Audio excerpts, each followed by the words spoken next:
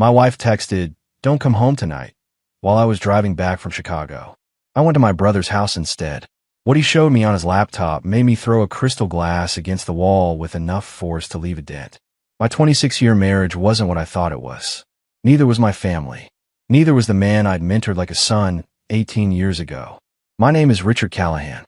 I'm 53 years old, and I've spent the last 28 years building two things: a commercial development empire worth north of $200 million, and what I believed was an unshakable marriage. Turns out I was only good at one of them. The other was built on sand, and I was too busy laying concrete foundations across 3 states to notice the erosion happening in my own home. The text came through while I was driving back from Chicago, somewhere outside Gary, Indiana, where the skyline gives way to refineries and truck stops. 3 days of site inspections and investor meetings, the kind of grind that built Callahan Development Group into what it is today. The kind of trips that kept me on the road 2 weeks out of every month. My phone lit up on the dash mount. "Amanda, don't come home tonight." I stared at those 4 words while an 18-wheeler roared past my Lincoln Navigator, its wake buffeting my vehicle. 26 years of marriage, 2 kids raised, a house in Naperville with a mortgage I paid off 5 years early, and she'd never sent me anything like that. My fingers found the phone at the next red light. "Why not?" I typed back, watching the 3 dots appear and disappear twice before her response came through. The reply took 2 full minutes. Each second stretched like pulled taffy, my mind racing through possibilities. Emergency? One of the kids? Her mother?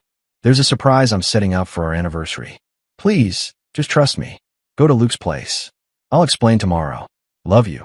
Our anniversary. Which wasn't for another 3 weeks. Trust her, right? I trusted her with everything. My heart, my home, my children William and Harper, every business secret that crossed my desk. What was one more night? But something felt profoundly wrong. The hairs on the back of my neck stood up, that same instinct that had saved me from bad deals and worse partners over the years. Amanda wasn't the surprise type. Our last anniversary, I planned a weekend in Napa Valley, spent $4,000 on a suite at the Auberts. She complained about the cost the entire flight, said we should have just gone to Wisconsin Dells instead. I pulled off at the next exit and called my brother, bypassing the whole tech charade. "Luke, it's me. Can I crash at your place tonight?" Luke Callahan, 6 years younger and sharp enough to cut glass, didn't even pause to ask why. My kid brother worked as my VP of acquisitions, the guy who found the properties that made us rich. He knew how to read a situation. His voice went tight, careful. "Rich, how fast can you get here?" "Hour, maybe less. Traffic's light." "Why? What's going on?" "Just drive. Don't call Amanda back. Don't text her. Don't let her know you're coming here. Just get here." The line went dead before I could press him. I pushed the Navigator to 80, weaving through evening traffic on I-94 like a man fleeing a fire he couldn't see yet, but could damn sure smell. Luke's tone had flipped every alarm in my head. He knew something. Something bad enough that he couldn't say it over the phone. Something that made my wife's convenient anniversary excuse smell like 3-day-old fish. 42 minutes later, I pulled into his driveway in Oak Brook. The Colonial sat dark except for a single light burning in his study window, a yellow square in the gathering dusk. Luke opened the front door before I could knock, his face grim as a pallbearer at a funeral he'd been dreading. "Come in," Luke said quietly, already stepping aside. "You're going to want to sit down for this, brother." "What's going on?" "Is it Amanda?" "The kids." He led me through the house without answering, past family photos on the walls, his wedding, his kids, our parents before Dad passed, down the hall to his study, where his laptop sat open on the mahogany desk like an accusation. Rain started drumming against the windows, nature providing a soundtrack for whatever nightmare was about to unfold. 2 weeks ago, Luke began, pulling up a chair next to mine, his voice measured and careful. "I was at your house dropping off those contract revisions for the Schaumburg project. You were in Denver meeting with the zoning commission. Amanda said she makes sure you got them." He paused, jaw working. She wasn't alone. My stomach dropped straight through the floor. "Show me," I said. Luke clicked a few keys, and the screen filled with footage from what I immediately recognized as my own living room. The timestamp read 2:34 p.m., 2 weeks ago Thursday. I'd been in Denver that day, presenting to the City Planning Commission about our mixed-use development on the old Stapleton site. The camera angle showed the couch, the fireplace Amanda had insisted we renovate last year for $40,000, the entertainment center I'd built with my own hands when William was 5. Our home. Then Amanda walked in a frame, and she wasn't alone. Garrett Pierce followed her, his hand on the small of her back in a way that made my blood freeze. Garrett Dan Pierce. The man I'd given his star to 18 years ago, when he was a nobody fresh out of grad school with more ambition than sense. I'd hired him at Callahan Development, taught him everything about commercial real estate, walked him through his first 3 deals. 5 years later, he'd left to start Pierce Commercial Group, taking 2 of my junior associates with him. We'd been competitors ever since, bidding against each other for properties, undercutting each other's proposals. But I'd never hated him. Competition was business. This was something else entirely. Keep watching, Luke said quietly, his voice tight with controlled anger. On screen, Amanda poured 2 glasses of wine. My wine, from the cabinet I'd stocked. They sat close on the couch, closer than any married woman should sit with another man. Then Pierce leaned in and kissed her. Not a friendly peck. A kiss that spoke of practice, of repetition, of comfort. Amanda kissed him back. I want to look away. Couldn't. My hands gripped the armrests of Luke's leather chair so hard my knuckles went white. 26 years of marriage. And this is what it had come to. My wife, in my house, with a man I'd mentored like a son. The footage continued. They talked, heads close together. I couldn't hear the audio, but I didn't need to. Body language told the whole story. Amanda got up, returned with a folder. She opened it on the coffee table. Even from the camera angle, I could see the Callahan Development logo on the documents inside. That's the Riverside Tower project, I said, my voice coming out hoarse. Those are confidential financial projections. I know, Luke replied. Keep watching. Amanda pointed to specific pages. Pierce pulled out his phone, took pictures of the documents. My wife was feeding my business rival proprietary information. This wasn't just an affair. This was corporate espionage wrapped in betrayal. The timestamp rolled forward. More footage. Different days.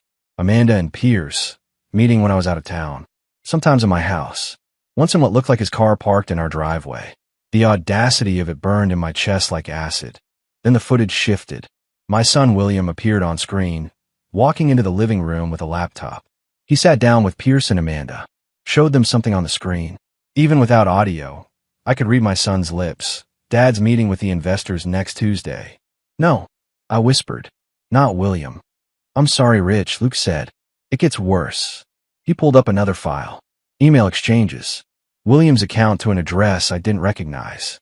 Subject lines about project timelines, investor lists, financing terms. My 29-year-old son, who I'd brought into the family business 3 years ago, who I'd been grooming to take over someday, was selling me out. How long have you known? I asked, my voice barely audible. 2 weeks. Since I saw them that day. I installed the cameras the next time you were out of town. Amanda has a key to my place. Never thought I'd need to hide anything from her. Luke paused. I've been gathering evidence, trying to figure out how deep this goes before I told you. How deep does it go? Luke pulled up a spreadsheet. Pierce's company was 6 weeks from bankruptcy 4 months ago. Now, he secured financing for 3 major projects. All of them properties you were bidding on. Properties he shouldn't have known about. The pieces clicked into place with sickening clarity. Every deal I'd lost in the past 4 months. Every time Pierce had somehow outbid me by just enough. Every project that had slipped through my fingers while I'd wondered what I was doing wrong. I wasn't doing anything wrong. I was being sabotaged by my own family. What about Harper? I asked, almost afraid of the answer. Luke's expression softened slightly. Your daughter's clean, as far as I can tell. She's away at Northwestern, doesn't seem to be involved. Small mercy. I stood up, walked to the window. Rain streaked the glass. My reflection looked back at me, a man who'd spent 3 decades building an empire and a family, only to discover both had been undermined from within.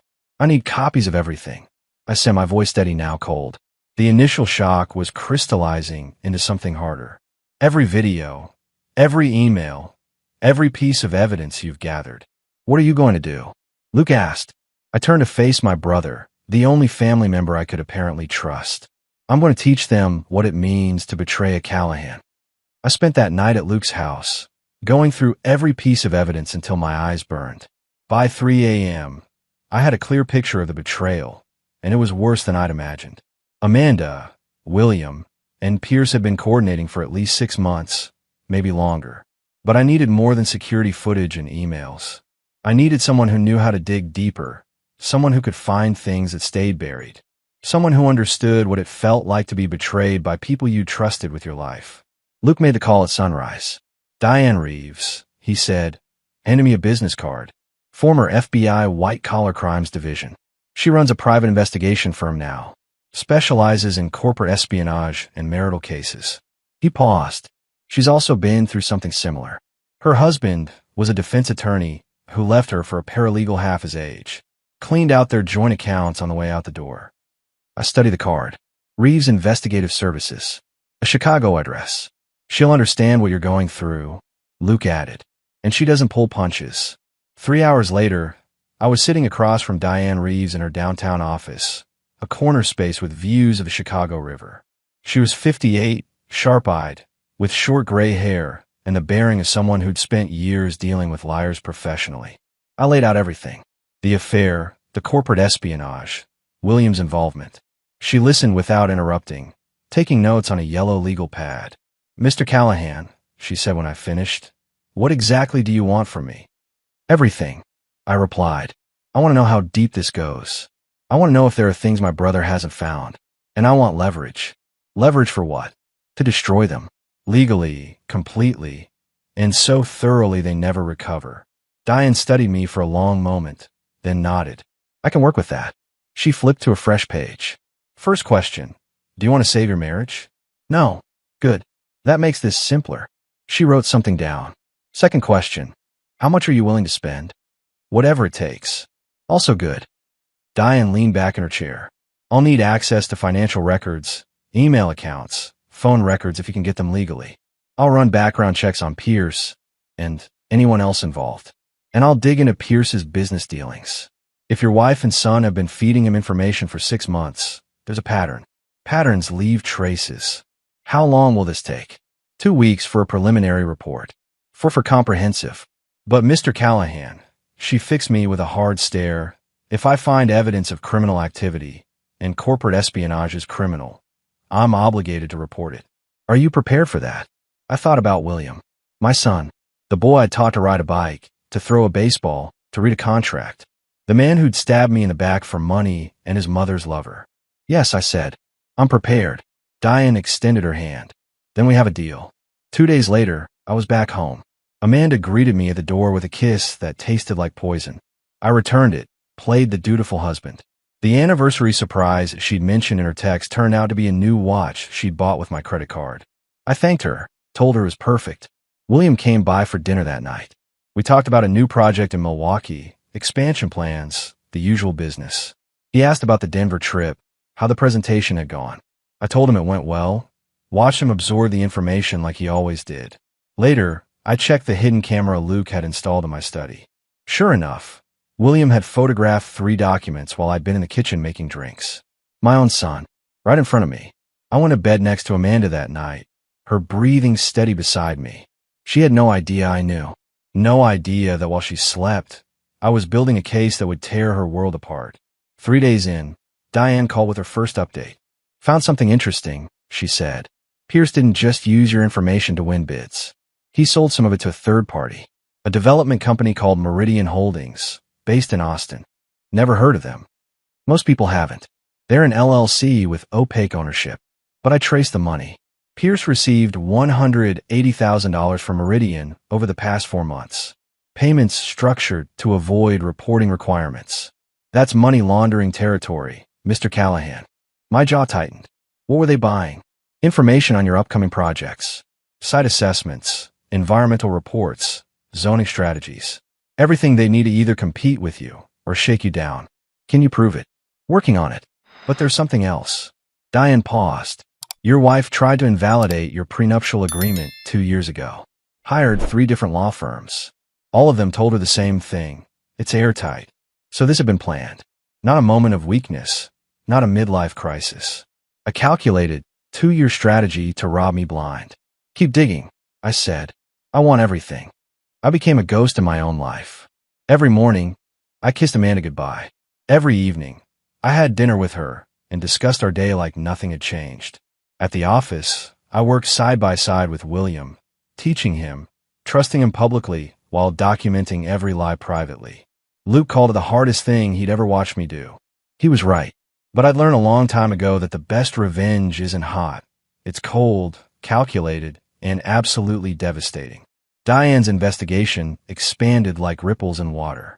She found bank accounts I didn't know existed, credit cards in Amanda's name with balances I'd never seen, a storage unit in Schaumburg rented 3 years ago, contents unknown. I need to see inside that unit, I told her during our weekly meeting. Legally, whatever it takes. She managed it through a contact at the storage facility. The photos she brought back made my blood run cold. Boxes of documents from my office, USB drives, printed emails dating back 5 years. Amanda had been stealing from me longer than I'd imagined. But the real discovery came 2 weeks into the investigation. Your son made a mistake, Diane said, sliding a folder across her desk. He used the family computer to email Pierce. Saved the draft, but didn't delete it from the cloud backup. I opened the folder. The email was from William to Pierce, dated 3 months ago. Dad's meeting with First National about the Riverside financing tomorrow. He thinks we need $40 million. I suggested he ask for $50 million to cover overruns. The extra $10 million would give us room to maneuver once you secure the competing property. He played me. I said quietly, made me ask for more money than I needed, knowing Pierce would use that against me with other lenders. Gets better, Diane said, or worse, depending on your perspective. I tracked Pierce's communications. He's been coordinating with your wife through a burner phone. But 3 months ago, he also contacted someone else. She pulled up a screenshot, an email from Pierce to an address in Texas. Meridian Holdings? I asked. Not just Meridian. Look at the signature. I read the email footer. My vision tunneled. The sender was Harold Kingsley, Amanda's father, the former senator. Your father-in-law is behind Meridian, Diane confirmed. He's been using Pierce as a cutout to funnel your proprietary information to his own development company. Amanda and William are feeding Pierce. Pierce is feeding Kingsley. It's a 3-generation betrayal. I sat back, processing. Harold Kingsley, the man who'd walked Amanda down the aisle, who'd given the toast at our rehearsal dinner about family loyalty, who'd bounced William on his knee when he was a baby. How much has he made off this? I asked. Conservatively, $8 million in the past year alone. Properties he bought cheap because he knew your plans, then flipped to other developers. Zoning changes he anticipated because you'd already done the groundwork. The scope of it was staggering. This wasn't just an affair. It was an organized criminal enterprise, and my family was running it. I want to meet with him, I said. Diane raised an eyebrow. Kingsley? That's not advisable. I don't care. Set it up. Tell him I want to discuss a business opportunity. Something big enough he can't ignore. You're baiting him. I'm giving him enough rope to hang himself with. Can you do it? She studied me for a long moment. You're sure about this? Once we confront him, he'll know you're onto them. I'm not going to confront him. I'm going to record him. I want him admitting everything on tape. Then I'm going to use it to destroy all of them at once. Diane smiled for the first time since I met her. Now we're talking. I'll make the call. 3 days later, I sat in Harold Kingsley's downtown Chicago office, a corner suite with views of Lake Michigan. The former senator looked distinguished at 75, silver-haired and confident. Richard, he said warmly, shaking my hand. Diane said you had a proposal. I do, I replied, the digital recorder in my jacket pocket already running. I'm looking at a development opportunity in Phoenix. 40 acres, mixed-use potential. But I need a partner with political connections. Someone who knows how to navigate zoning boards and city councils. Kingsley's eyes lit up. What kind of returns are we talking about? I spent the next 30 minutes laying out a completely fabricated project, watching him take notes, ask questions about timelines and financing. Then I went for the kill. The thing is, Harold, I need someone I can trust completely. Someone who understands the value of inside information. I paused. Like the kind of partnership you have with Garrett Pierce.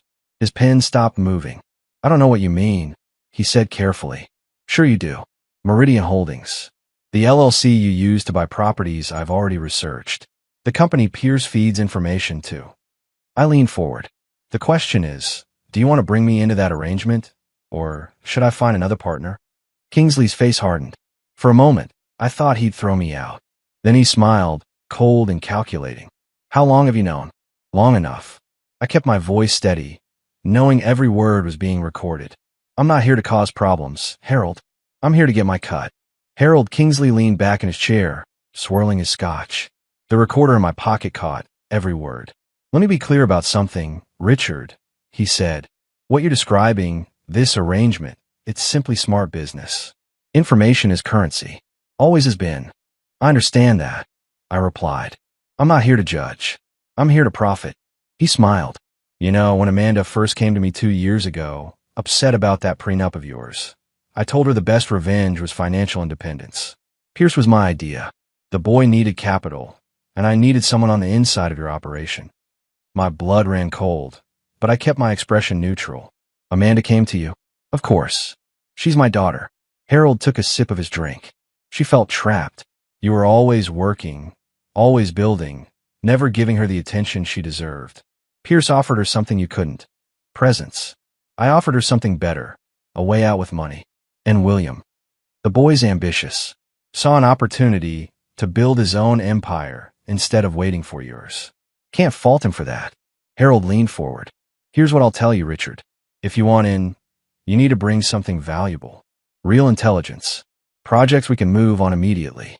I pulled a folder from my briefcase. Inside were documents for a fabricated mixed-use development in Scottsdale. Completely fake, but detailed enough to look legitimate. This is my goodwill offering, I said.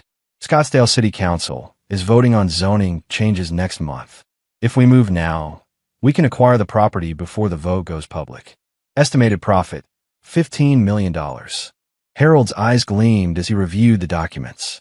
He had no idea every word of our conversation was being recorded. No idea that the project was fiction designed to trap him. I'll need to verify some of this, he said. But if it checks out, we have a deal. Welcome to the family business, son. The irony of him calling me son, while describing how he'd orchestrated my betrayal, would have been funny if it wasn't so damn tragic. I left the restaurant with everything I needed. Harold Kingsley confessing to conspiracy, to using Pierce as a cutout, to manipulating Amanda and William. All on tape, all admissible. Diane was waiting in her car across the street. I slid into the passenger seat and handed her the recorder. Tell me you got it, she said. Every word. He practically wrote his own indictment. She smiled. Then we moved to phase 2. But Richard, once we start this, there's no going back. Your wife, your son, your father-in-law, they're all going down. Are you absolutely certain? I thought about Amanda kissing Pierce in my living room. William photographing my confidential documents. Harold admitting he'd orchestrated the whole thing for profit. 26 years of marriage reduced to a con job. I'm certain, I said. Let's finish this. Over the next week, Diane coordinated with federal prosecutors. Corporate espionage, wire fraud, money laundering. The charges stacked up like cordwood. But the prosecutors wanted more evidence, more documentation, more proof that this was a criminal enterprise and not just a messy divorce. That's when Diana found the storage unit receipts. And what we discovered inside changed everything. The storage unit in Schaumburg was climate-controlled, paid for with a credit card I'd never seen. Diane's contact at the facility let us in with a warrant she'd secured through a prosecutor friend. What we found inside was a blueprint for my destruction. Boxes of documents dating back 5 years. USB drives labeled by project name. Printed emails between Amanda and Pierce going back 3 years, long before I'd thought the affair started. File folders organized by year, each one containing stolen information about my business deals, my clients, my strategies. But the worst discovery was a spiral notebook in Amanda's handwriting. A journal of sorts, documenting her affair with Pierce and her growing resentment toward me.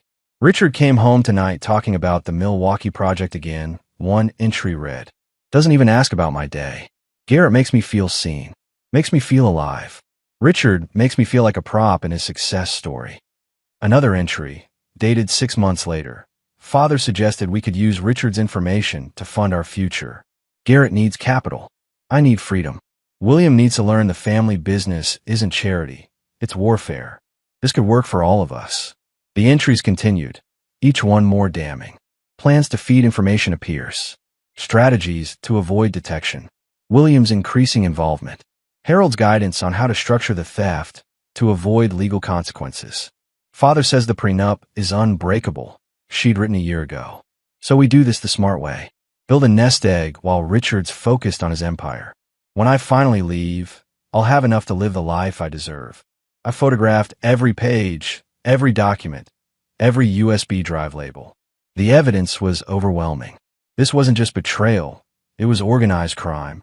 Diana called her prosecutor contact from a storage facility. We've got enough for RICO charges, she told me after hanging up. Your wife, Pierce, William, and Harold Kingsley ran this like a criminal syndicate. The prosecutors want to move forward. How long until arrests? I asked. 2 weeks, maybe less. They want to coordinate everything. Search warrants, asset freezes, the whole operation. When they move, they'll move fast. I nodded, absorbing the reality. In 2 weeks, my wife would be arrested. My son would be in handcuffs. My father-in-law, the former senator, would be perp-walked in front of cameras. What about me? I asked. What do I do until then? Nothing. Act normal. Go home to your wife. Work with your son. Don't give them any indication you know. The prosecution needs them comfortable, complacent, still operating. So I went home. Kissed Amanda hello. Had dinner with her. Listened to her talk about her day, about our anniversary plans, about Harper's upcoming visit from college.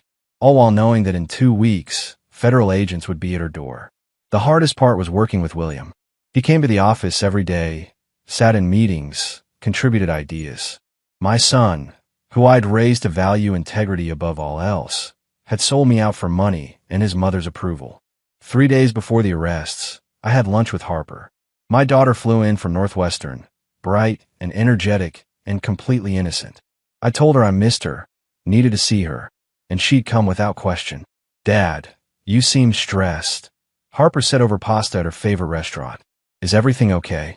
I wanted to tell her, wanted to prepare her for what was coming. But the prosecutors had been clear. No warnings, no advance notice to anyone. Just work stuff, sweetheart, I lied. Nothing for you to worry about. She studied my face. At 18, she'd inherited my ability to read people. You tell me if something was really wrong, right? Always, I promised. Another lie. But this one was mercy. The week before the arrest crawled by like months. Every conversation with Amanda felt like walking through a minefield. Every meeting with William required an actor's discipline I didn't know I possessed. But Diane's investigation kept uncovering new threads to pull. 3 days before the planned federal operation, she called with news that made my jaw clench. Pierce is in deeper trouble than we thought, she said. Remember those mysterious investors I mentioned? The ones with questionable backgrounds. The money laundering connections, I confirmed. They're not just unhappy about Pierce's impending bankruptcy. They're actively threatening him. She paused. I've got recordings from a PI Pierce hired for protection. These people want their money back, and they don't care how they get it. So Pierce is caught between federal charges and loan sharks. I said. Worse. Yesterday, Pierce tried to reach out to you through an intermediary. Actually went through your assistant Diana Reeves. He wanted a meeting to discuss mutual business interests. Diana, my VP of operations. The one person besides Luke I trusted throughout this nightmare. I'd brought her into the inner circle 2 weeks ago when we needed someone inside the office to monitor William's activities. What did Diana tell him? I asked. That you were too busy. But Rich, Pierce is desperate. Desperate people do unpredictable things. The FBI wants to move up the timeline. Day after tomorrow, 6 a.m. Simultaneous arrests of Pierce, Amanda, William, and Harold Kingsley. 2 days. I had 2 days to hold it together. That afternoon, William stopped by my office with a proposal. He wanted to take the lead on a new development in Aurora, a $30 million mixed-use project. His eyes were bright with enthusiasm, the same look he'd had as a kid when I taught him to use power tools. This could be huge for us, Dad, William said, spreading blueprints across my desk. I've done the preliminary research, talked to some zoning contacts. We could break ground by spring. I looked at my son, 29 years old, intelligent, capable, and completely compromised. He had no idea that in 48 hours, FBI agents would be reading him his rights. It's a solid proposal, I said carefully. Let me review the numbers, and we'll talk next week. Next week, when he'd be in federal custody and I'd be picking up the pieces of my shattered family. That evening, Amanda suggested we have dinner at Giovanni's, our anniversary spot. We hadn't been there in 2 years, not since she'd complained about the prices. Now she wanted to go. It would be nice, she said, touching my arm in that way that once would have melted my defenses. We haven't had a real date in months. I agreed, wondering what angle she was working. That night at Giovanni's, over veal and wine I could barely taste, Amanda talked about our future. Maybe we should travel more. Maybe I should cut back on work. Maybe we should renew our vows for our 30th anniversary next year. Every word was performance. Every smile was calculated. And I matched her lie for lie, playing the husband who still believed, who still trusted, who still loved the woman sitting across from me. I'd like that, I told her. All of it. The next day, Diane called with final confirmation.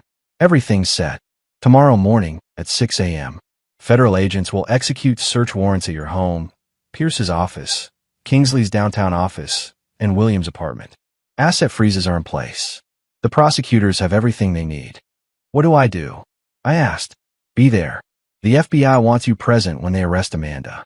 It's not required, but they think it'd send a message. I thought about that. About watching my wife of 26 years being handcuffed in our bedroom. About looking in her eyes when she realized I'd known all along. About being there when her world collapsed the way mine had collapsed in Luke's study. I'll be there, I said. That final evening, I couldn't sleep. I stood at the bedroom window watching the neighborhood sleep. Houses dark except for the occasional porch light. Somewhere in one of those houses, Pierce was probably awake too, terrified of tomorrow. Somewhere downtown, Harold Kingsley slept the sleep of the powerful, not knowing his last night of freedom was ending. And beside me, Amanda slept peacefully, dreaming whatever dreams traitors dream. At 5:30 a.m., I got up and dressed. Amanda stirred but didn't wake. I went downstairs, made coffee, and waited. At exactly 6 a.m., 4 black SUVs pulled up to my house. The doorbell rang 3 times, sharp and official. Amanda appeared at the top of the stairs in her robe, confused. Richard? Who's here this early? I opened the door. 6 FBI agents stood on my porch, bulletproof vests visible under their windbreakers. The lead agent, a woman in her 40s with steel gray eyes, held up her badge. Mrs. Amanda Callahan, she called past me. Amanda descended the stairs slowly, her face pale. Yes. I'm Special Agent Blackwell with the FBI. We have a warrant for your arrest on charges of corporate espionage, wire fraud, and conspiracy to commit theft of trade secrets. The agent stepped inside, and 2 others followed. You have the right to remain silent. The Miranda rights continued as Amanda's eyes found mine. In that moment, she understood. The confusion in her face transformed into shock, then recognition, then pure fury. You knew, she breathed. Yes, I said simply. I knew. How long? Long enough. An agent moved to handcuff her, and she pulled away. Richard, please.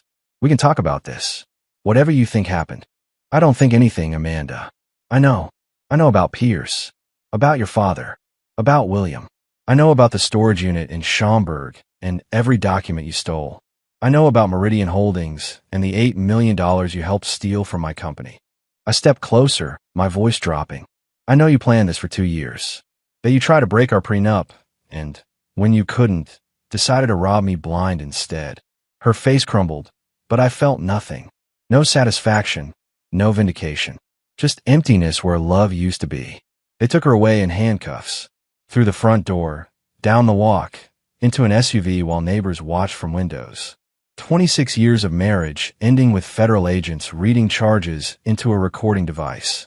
Luke arrived 30 minutes later as I was standing in my kitchen, staring at Amanda's coffee mug still on the counter. They got Pierce an hour ago, Luke said. William 20 minutes ago at his apartment. Harold Kingsley is being arrested at his office downtown right now. It's over, Rich. Yeah, I said. It's over. My phone rang. Diana Reeves. Mr. Callahan, there's something you need to know. About 3 months ago, William approached me at a company dinner. He asked me to join their operation, promised me a VP position at Pierce Commercial if I'd feed them information about your upcoming deals. What did you tell him? I asked, though I already knew. I told him to go to hell. Then I didn't tell you because I wasn't sure if you believed me over your own son. Her voice hardened. I should have told you immediately. I'm sorry. Diana, you have nothing to apologize for. You were in an impossible position. For what it's worth, she said, I'm glad you got them. What they did to you, what they were trying to do to your company, it was unconscionable. After we hung up, I walked through my house. Every room held memories now poisoned by betrayal. The kitchen where Amanda and I had planned our life together. The study where William had stolen my secrets. The bedroom where lies had been told for years. My phone buzzed. A text from Harper. Dad, what's happening? Someone posted on social media that Mom was arrested. Please call me. I called her immediately. She was crying before I could say hello. Dad, is it true? About Mom and William. Yes, sweetheart. It's true. What did they do? I told her everything. The affair, the espionage, the years of systematic theft. She listened in silence, and when I finished, she was quiet for a long moment. I'm coming home, Harper said finally. You shouldn't be alone right now. You don't have to. I'm coming home. I'll be there tonight. The news broke by noon. Local stations ran footage of Harold Kingsley being perp-walked from his downtown office, the former senator's face ashen. National outlets picked up the story by 2 p.m. Former senator arrested in corporate espionage scheme. Pierce Commercial Group's bankruptcy filing hit the courts by 3 p.m. My lawyer called at 4. The prosecutors want to meet with you tomorrow. They're considering adding RICO charges given the organized nature of the conspiracy. This could mean 15 to 20 years for everyone involved. Even William. I asked. He's young, first offense. If he cooperates, maybe less. But yes, prison time is almost certain. I hung up and stared at my phone. My son. Prison. I destroyed him to save myself. But he destroyed himself first. I just made sure he paid for it. 4 months after the arrests, I sat in a federal courtroom watching my family's destruction become official. Amanda wore an orange jumpsuit instead of the designer clothes she'd always insisted on.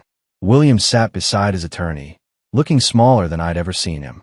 Garrett Pierce avoided my eyes entirely. Harold Kingsley maintained his senatorial dignity, even in handcuffs, but the cameras caught the truth in his face, fear. The judge read the verdicts without emotion. Amanda, guilty on all counts. William, guilty on all counts. Pierce, guilty on all counts. Harold Kingsley, guilty on all counts, with RICO enhancements. Sentencing came 2 weeks later. Amanda received 12 years. William got 8 with credit for cooperation. Pierce got 15. Harold Kingsley, the former senator who'd orchestrated everything, received 22 years. At 75, it was effectively a life sentence. Harper sat beside me through it all, her hand in mine. My daughter had dropped out of Northwestern to be with me, despite my protests. She'd moved back home, helped me sort through the wreckage, been there for the hard nights when the emptiness of the house felt like it might swallow me whole. You did the right thing, Dad, she said as we left the courthouse. Reporters shouted questions we didn't answer. What they did to you, to us, they deserve this. But did they? That question haunted me more than I'd expected. Diana Reeves had been promoted to executive VP at Callahan Development. She'd earned it, both for her loyalty during the investigation and her work rebuilding the company's reputation afterward. We'd lost 3 major clients in the scandal's immediate aftermath, but Diana had methodically won them back through transparency and competence. The Riverside Tower project broke ground yesterday, Diana reported during our weekly meeting. We're ahead of schedule and under budget. The press coverage has been positive. People respect that you didn't let the scandal stop the business. Good, I said. What about the Milwaukee expansion? On track. We've also had inquiries about the Phoenix market, ironically enough. She smiled slightly. The fictional project you used to trap Harold Kingsley? 3 developers have asked if we're actually planning something there. Life moved forward. Business continued. The empire I'd built survived the earthquake that had shaken its foundation. But I hadn't. 3 weeks after sentencing, I received a letter from William. The prison stamp was from the federal facility in Terre Haute, Indiana. I almost threw it away unopened. Almost. Dad, I know you won't forgive me. I'm not asking for that. But I need you to know I understand now what I threw away. Not the money or the job. I threw away you. Threw away the man who taught me everything, who believed in me when nobody else did. I threw away my integrity for Mom's approval and grandfather's promises. Prison gives you a lot of time to think, to see yourself clearly, maybe for the first time. I was weak. greedy, stupid, and I hurt the one person who never deserved it. I don't expect a response. I just needed you to know that I'm sorry. For whatever that's worth. William. I read it 3 times, then put it in my desk drawer. I didn't respond. Wasn't ready to. Maybe never would be. Luke stopped by that evening with bourbon and concern. You doing okay, Rich? He asked, settling into the chair across from my home office desk. Define okay. I replied. Fair point. He poured 2 drinks. Harper called me. She's worried about you. Says you work 16-hour days and barely eat. I'm fine. You're not fine. You won. You got justice. You destroyed everyone who betrayed you. And you're more miserable now than you were when you first found out. I took a long drink. You think I should have handled it differently? No. I think you handled it exactly right. I think you're a good man who did a hard thing, and now you're paying the price for it. Luke leaned forward. But Rich, you can't let their betrayal turn you into someone you're not. You were always the builder, not the destroyer. Maybe it's time to start building again. 5 months after sentencing, I did something I hadn't done in years. I took a vacation. Harper convinced me to join her for 2 weeks in Colorado, hiking and fishing and deliberately not thinking about Chicago or business or betrayal. On a quiet morning by a mountain stream, watching the sunrise paint the peaks gold, I realized Luke had been right. I'd won the war, but lost myself in the process. The cold calculation that had served me so well in destroying them had become a permanent state. I'd stopped being Richard Callahan, developer and father, and become something harder, colder, less human. Dad, Harper said, sitting down beside me with 2 cups of coffee, I've been thinking about going back to school, finishing my degree. You should, I said immediately. You gave up too much to help me. I didn't give up anything I wasn't willing to give. She handed me a cup. But I'm ready to go back now. Are you ready for me to go back? Was I? The house would be empty again. Just me and the ghosts of a family that had imploded. Yeah, I said. I'm ready. We returned to Chicago on a Tuesday. The office felt different somehow, less like a fortress and more like just a workplace. Diana had everything running smoothly. The Milwaukee project was ahead of schedule. A new opportunity in St. Louis looked promising.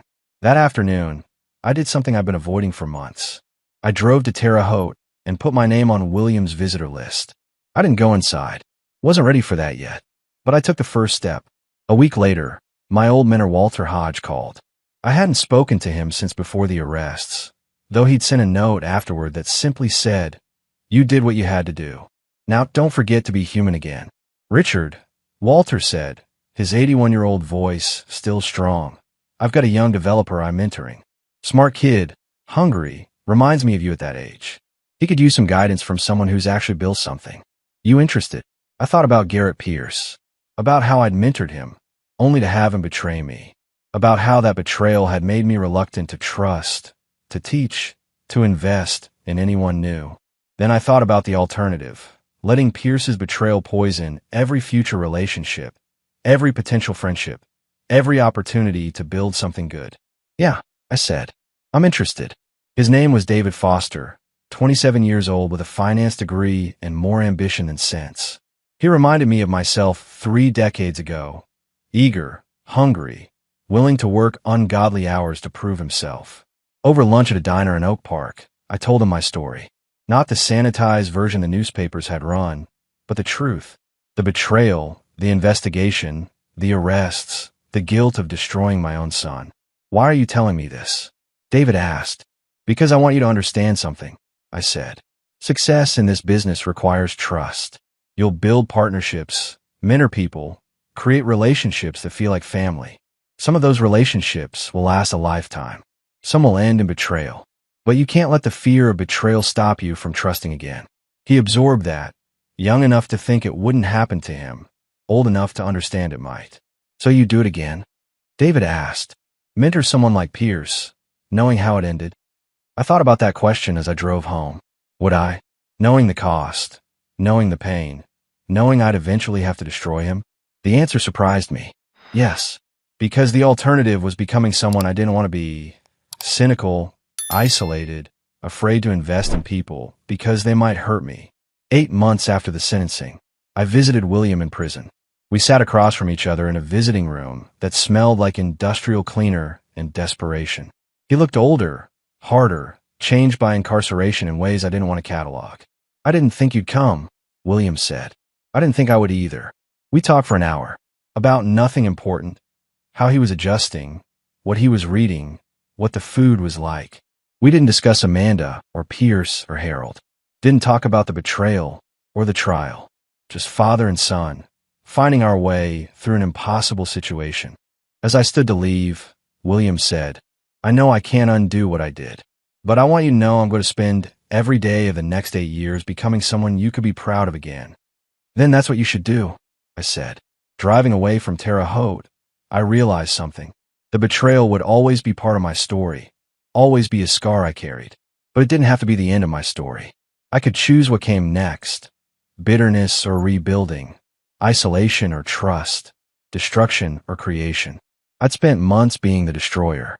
Maybe it was time to be the builder again. The house was still empty when I got home, but instead of feeling like a tomb, it felt like a blank canvas, a place where something new could be built on the ruins of what had been. And for the first time in almost a year, that felt like enough.